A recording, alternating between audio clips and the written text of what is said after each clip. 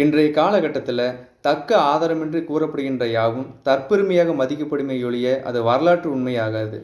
சிலம்பத்தினை பல்லாயிரம் ஆண்டுகள் பழமையான கலை அப்படின்னு குறிப்பிடுறோம். கிபி 15ஆம் நூற்றாண்டுக்கு முன்பாக ஒரு போர் தொழிலை சுற்றுகின்ற பெயராக சிலம்பம் என்கிற சொல்ல வரலாற்று தரவுல பார்க்க முடியல. அப்படி இருக்கும் பொழுது எதன் அடிப்படையில் சிலம்பத்தினை பல்லாயிரம் ஆண்டுகள் பழமையான கலை அப்படின்னு குறிப்பிடுறோம்? அதற்கடுத்ததாக சிலம்பத்தினை தாய்க்கலை அப்படின்னு சொல்றோம்.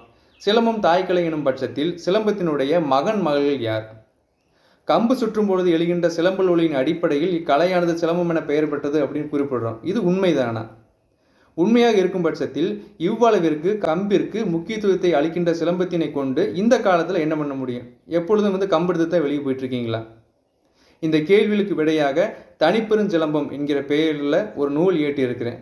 விரைவில் வெளியாக உள்ள நூலிற்கு தங்கள் நல் ஆதரவை நல்குமாறு பணிவன்புடன் கேட்டுக்கொள்கிறேன். இப்படிக்கு உங்கள் உடுமலை ஞா. ராஜகுமார்.